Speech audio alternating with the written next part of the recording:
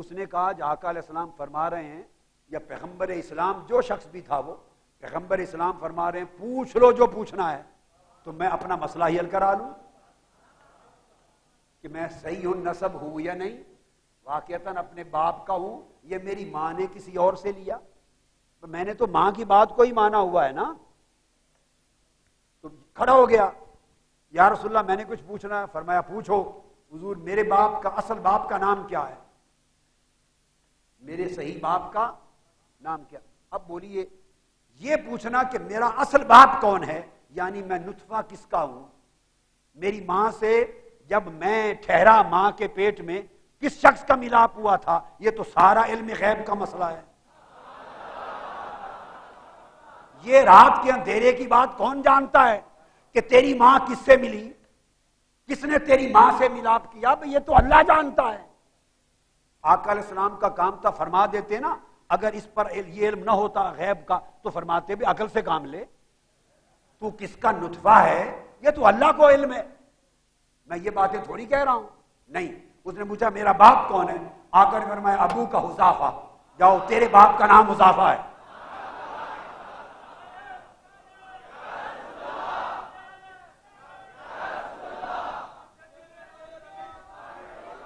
اب ایک دوسرا شخص کھڑا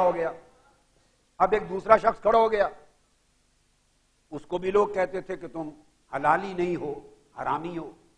اس نے کہا آج دریائے علم مصطفیٰ جوش میں ہے، میں بھی مسئلہ حل کرا لوں۔ اس نے پوچھا آقا حضور بتائیں میرے باپ کا نام کون ہے، میں کس کا نطفہ ہوں؟ اس کو آقا نے فرمایا تو کسی اور کا نطفہ ہے، اپنے باپ کے نہیں ہو، اور نام بتا دیا ابو کا سالم مولا شیبہ، شیبہ کا آزاد کردہ غلام، اس کا نام سالم ہے، تیری ماں نے اس سے لیا تجھے۔ تو آقا علیہ السلام اگر بتانے پہ آئیں تو کائنات کی 7 زمینوں کے نیچے کے بھی پردے اٹھا کے بول دے، تحت الثری سے عرش معلی تک کائنات کے ہر روشن اور تاریک کونے کو کھول کے میرے مصطفیٰ بتا دے۔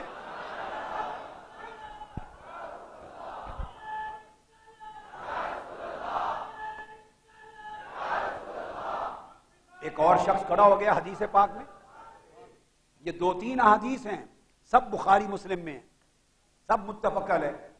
ایک موقع ایک اور شخص کھڑا ہو گیا، آقا نے فرمایا، اس نے کہا میں اپنا مسئلہ حل کرا لوں۔ عرض کی یا رسول اللہ مرنے کے بعد میں کہاں جاؤں گا، دوزخ میں یا جنت میں؟ پہلے 2 نے پچھلی بات پوچھی، اس نے اگلی پوچھی،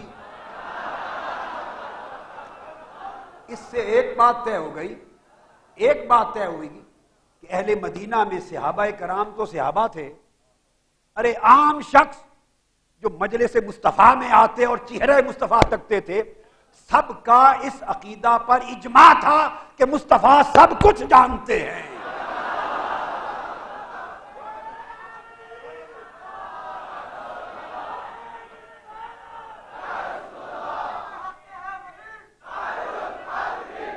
ہر شخص کا عقیدہ تھا کہ مصطفیٰ سب کچھ جانتے، اس لیے پوچھتے تھے۔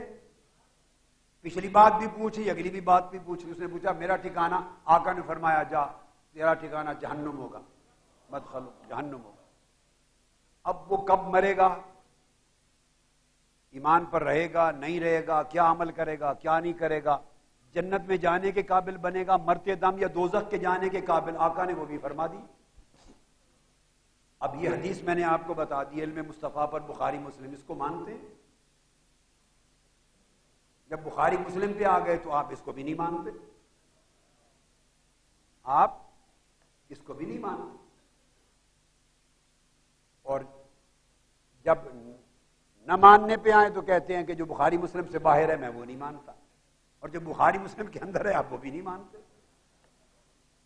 تو بنیادی بات کو سمجھیں، ایک قاعدہ جو بات بخاری اور مسلم 2 اماموں نے نہیں کہی، ہمیں کیا حق ہے کہ ہم ان کے منہ میں ڈالیں وہ بات، ان کی طرف منسوب کریں؟ اس لیے وہ فرماتے ہیں کہ 30,000 راویوں کو امام بخاری نے ان کی تصحیح کی، صحیح کہا، مگر اپنی کتاب کو چونکہ مختصر رکھنا تھا جو روایتیں لی وہ 2000 سے بھی کم راویوں سے لی. 28,000 سے زائد راوی تو امام بخاری اپنے قلم سے لکھ چکے ہیں صحیح ہے. اب یہ شرط کہ ہم جو بخاری میں نہیں مانتے، کتنی جہالت کی شرط ہو گئی. اب آگے سنیے ایک اور بات. یہی کتاب امام بخاری نے کتاب الضعفاء بھی لکھی ہے، ضعیف راویوں پر کتاب لکھی ہے. اس میں آپ نے 700 سے کم راویوں کو ضعیف کہا ہے. 700 سے کم راویوں کو امام بخاری نے ضعیف کہا اور 30,000 سے زیادہ راویوں کو صحیح کہا. تو بولیے صحیح حدیثیں زیادہ ہوئی یا ضعیف؟ نسبت کریں. ضعیف امام بخاری نے 700 سے کم لکھے اور صحیح 30,000 سے زائد لکھے، اور آپ محدود کر کے صحیح حدیثوں کو صرف ایک بخاری میں بند کر رہے ہیں اور ہزارہ کتابوں کے باقی جو ذخائر ہیں انہیں معاذ اللہ ضعیف قرار دے رہے ہیں. اسی طرح میں نے عرض کیا کہ امام بخاری کا قول کہ میں نے 1,00,000 صحیح حدیثیں یاد کر رکھی ہیں. اب اس پر امام احمد بن حنبل کو میں نے کوٹ کیا تھا نا، اب حوالہ دے رہا ہوں. امام زرکشی نے النکت میں بیان کیا. امام بخاری کا قول تو خیر ہر ایک نہیں لیا، مگر امام زرکشی نے بھی بیان کیا. سنتے آئیے. اور اس سے اوپر اصل راوی اس کے امام بیہقی ہیں. نوٹ کر لیں، امام بیہقی خود روایت فرماتے ہیں اپنی کتاب مناقب احمد بن حنبل میں. آپ نے مناقب شافعی میں بھی لکھا ہے، امام شافعی کے مناقب پر، اور امام احمد بن حنبل کے مناقب پر بھی. تو امام بیہقی نے مناقب احمد میں، احمد بن حنبل میں، امام احمد بن حنبل کا قول نقل کیا ہے. امام بیہقی کی روایت، امام احمد بن حنبل نے فرمایا صح من الحدیث 700,000. یہ امام احمد بن حنبل کا قول، امام بیہقی کی روایت. امام احمد بن حنبل نے فرمایا کہ میرے پاس 7,00,000 احادیث وہ ہیں جن کی سند صحیح ہے، جو صحیح ثابت ہو چکی ہیں. جو صحیح بولیے ثابت ہو چکی ہیں. اب ہر حدیث کو ضعیف کہہ کے رد کر دینے والا یہ دعویٰ تب کرے جب امام احمد بن حنبل سے بڑا عالم حدیث میں بن جائے. ان کے لفظ ہیں صح عندی من الحدیث 700,000. میرے نزدیک 7,00,000 حدیثیں وہ صحیح ثابت ہو چکی ہیں. اس لیے تو میں نے آپ کو کہا کہ دوسرے مقام پر امام احمد بن حنبل کا قول ہے کہ میں نے 10,00,000 احادیث یاد کی اور جب ان کی اسانید کو طرق کو پرکھا تو 3,00,000 ساقط کر دی، نکال دی، اور 7,00,000 یاد رکھی. اور وہ 7,00,000 کا کہتے ہیں یہ میرے نزدیک احادیث صحیحہ ہے. مگر مسند کے لیے 30,000 لی. اب یہ جب 7,00,000 کہا تو امام زرکشی اور ائمہ لکھتے ہیں اس میں آقا علیہ السلام کی حدیث بھی شامل ہیں اور آثار صحابہ بھی شامل ہیں، آثار تابعین بھی شامل ہیں، کیونکہ قدماء محدثین آثار تابعین، آثار صحابہ اور مرفوعات، مرویات رسول صلی اللہ علیہ وسلم سب پر لفظ حدیث اطلاق کرتے تھے، اور اب بھی لفظ حدیث کا اطلاق ہوتا ہے اصطلاح میں. اب امام اسحاق بن راہوے ان کا قول لائے. وہ فرماتے ہیں احفظ 70,000 صحیحا، فرماتے ہیں کہ مجھے 70,000 احادیث صحیحہ یاد ہیں. یہ امام اسحاق کا قول. علامہ زرکشی لائے اب 70,000 امام اسحاق بن راہوے کو احادیث صحیح یاد ہیں.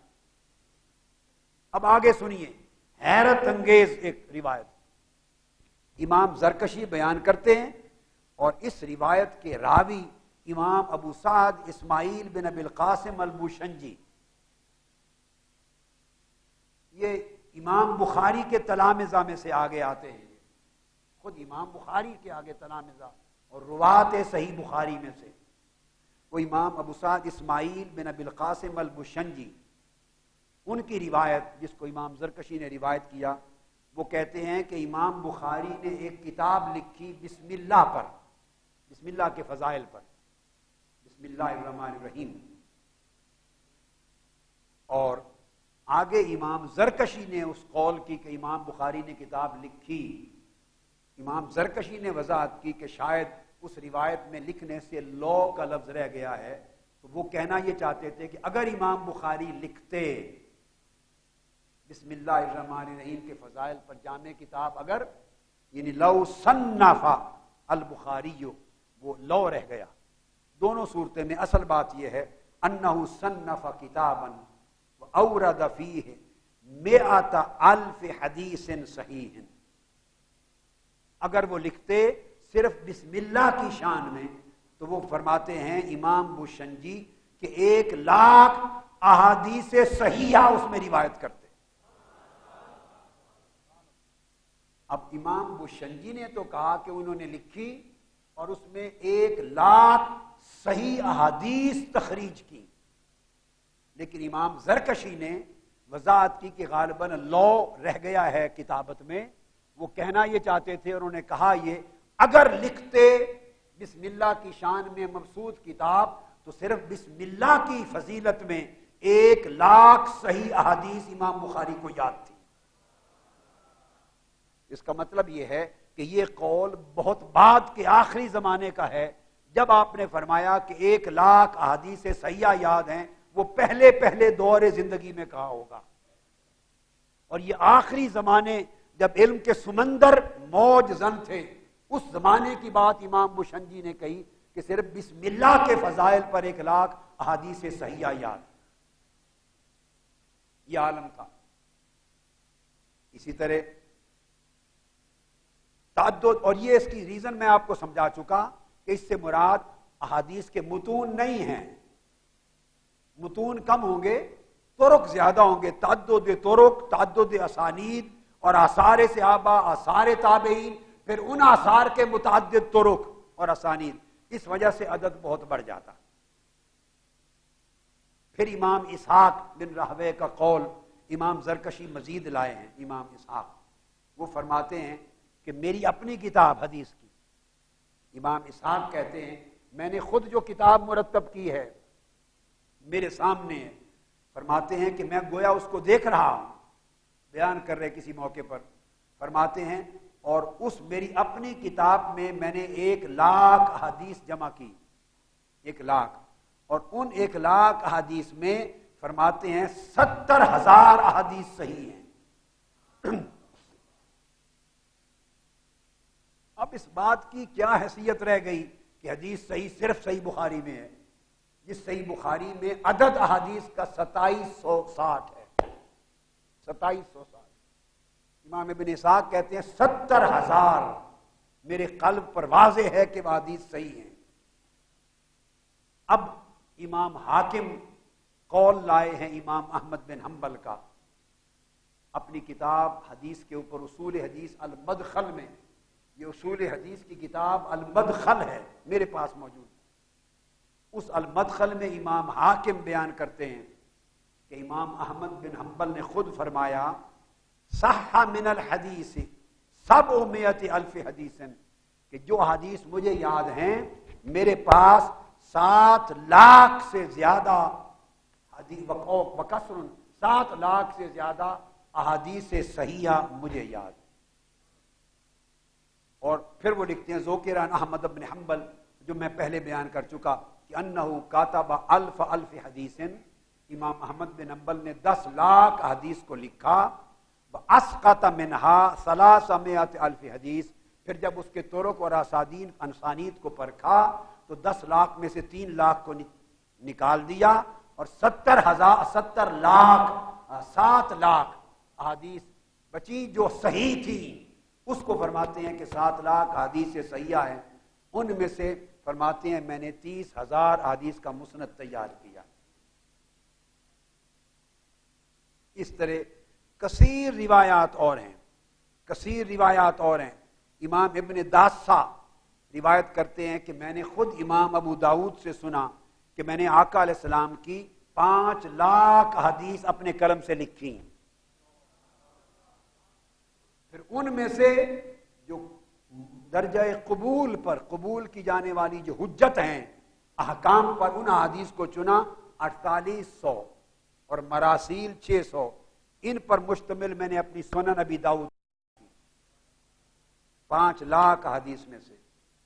لہذا آخری بات جو امام زرکشی نے کہا، اور وہ کہتے ہیں کہ احادیث صحیحہ بخاری میں بھی ہیں، بخاری کی ساری صحیح ہیں، مسلم کی ساری صحیح ہیں، اور پھر اس کے بعد باری اکثریت سنن ابی داؤد کی صحیح ہے، جامع ترمذی کی صحیح ہے، نسائی کی صحیح ہے، کیونکہ نسائی اور ابو داؤد اور نسائی ترمذی کے ہاں بھی پہلا معیار بخاری اور مسلم کی طرح، اس کے بعد بخاری مسلم میں سے کسی ایک والا، پھر ان کی شرائط والا صحیح کے ذخیرے ہیں، اور پھر وہ کہتے ہیں کہ ان کتابوں سے زائد بھی کثرت کے ساتھ کتابیں ہیں جن میں احادیث صحیحہ ہیں۔ لہذا امام زرکشی اور امام ابن صلاح اور دیگر ائمہ نے یہ لکھا کہ کسی کتاب پر حدیث صحیح کو محصور کر دینا، یہ کہہ دینا کہ حدیث صحیح فلاں کتاب میں اس کا حصر ہے اور فلاں کتاب میں محصور ہے، یہ غلط ہے۔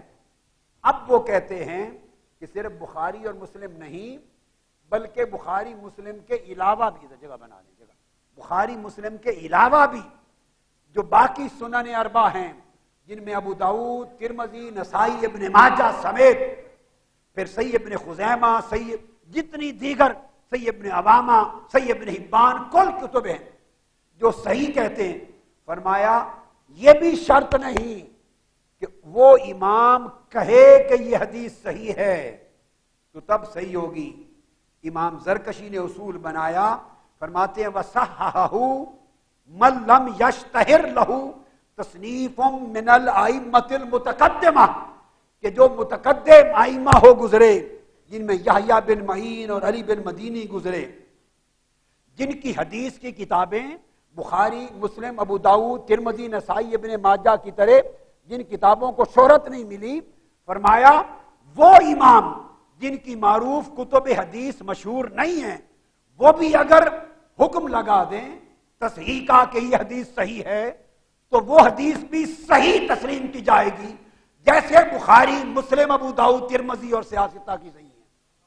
اور پھر اس کے بعد کہتے ہیں حتیٰ کہ بعد کے زمانوں کے امام جو خبرت و بصیرت میں تمکن رکھتے ہیں علم الحدیث میں، اگر وہ حکم لگا دیں کہ یہ حدیث صحیح ہے تو ان کو بھی حدیث صحیح کے طور پر حجتاً قبول کیا جائے گا، رد نہیں کیا جا سکتا۔ یہ میں نے نکت مقدمہ ابن الصلاح پر امام زرکشی کا آپ کو پورے دلائل کے ساتھ کوٹ کیا، ابن صلاح کے مقدمہ پر النکت۔ بسم اللہ۔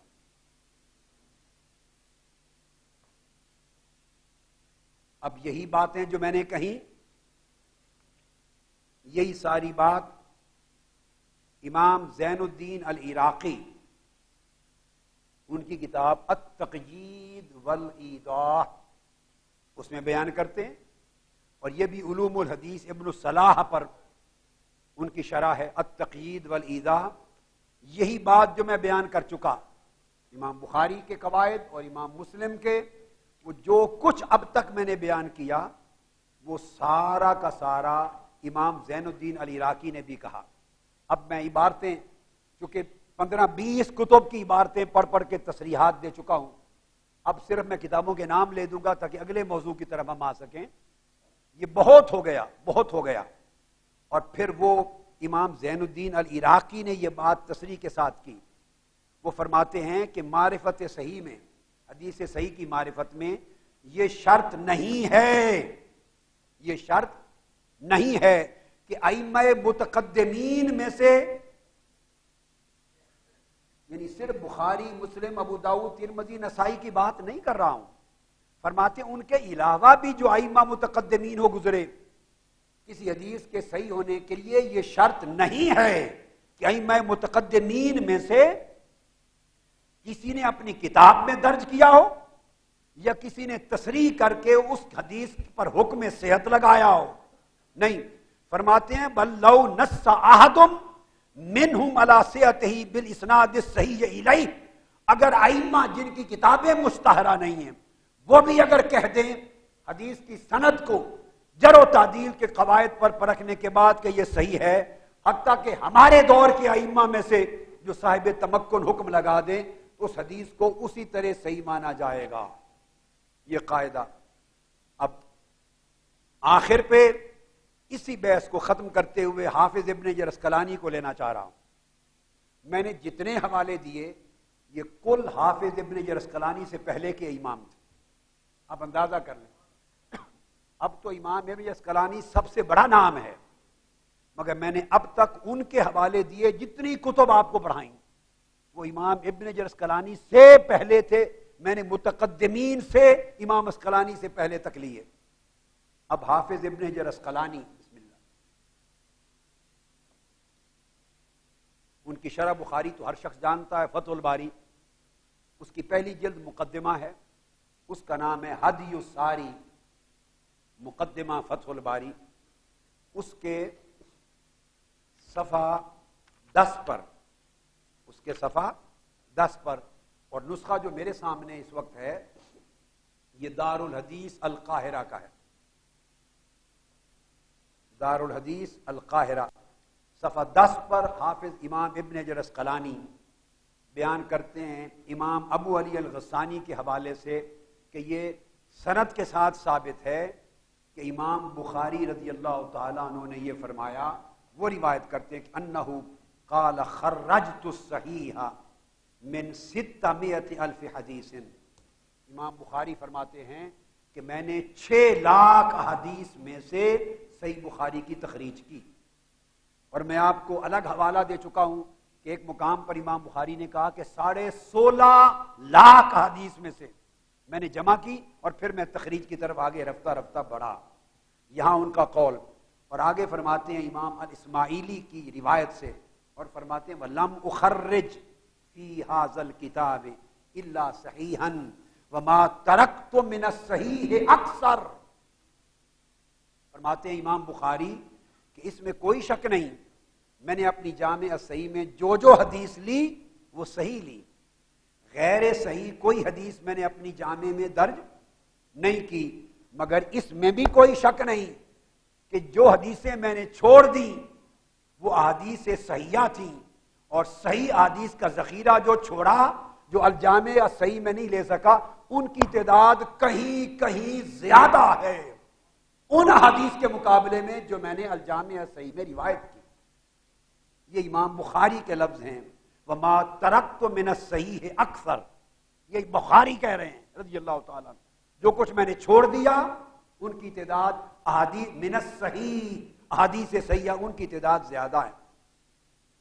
اور پھر امام بخاری کا قول حافظ ابن اسقلانی امام نصفی کے ذریعے لائے ہیں، فرماتے ہیں سمعت البخاری یقول ما ادخلت فی کتابی الجامع الا ما صح وترکت من الصحیح حتی لا یطول، فرماتے ہیں کہ میں نے جو کچھ درج کیا بخاری میں وہ تو صحیح ہے ہی، مگر میں نے بہت سی احادیث صحیحہ کو خوف طوالت کی وجہ سے ترک کر دیا، کہ میں اپنی کتاب کو اتنی طوالت نہیں دینا چاہتا تھا، اتنی تعداد بڑھانا نہیں چاہتا تھا، ضخامت، اس لیے وہ چھوڑ دیا۔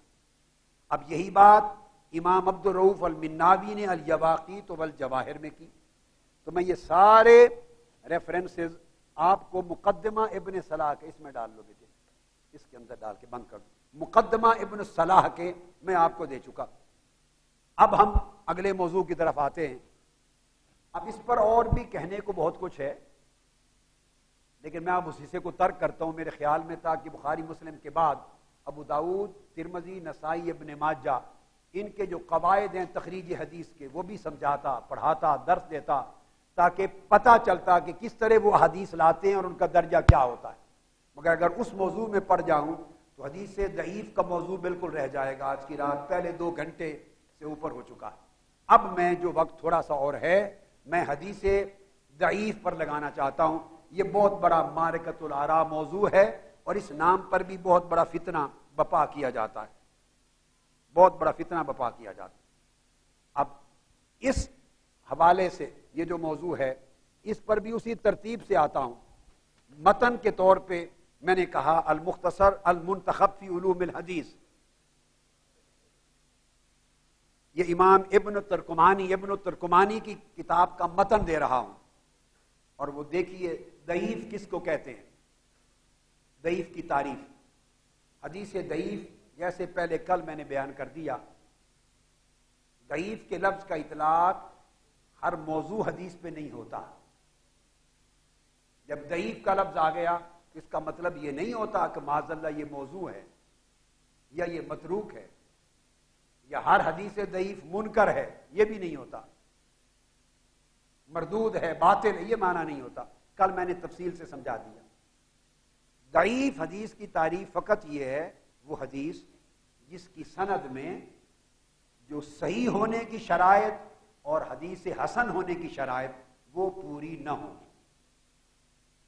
اس حدیث کو حدیث ضعیف کہتے ہیں۔ بس ایک بیسک بنیادی سی چیز ہے۔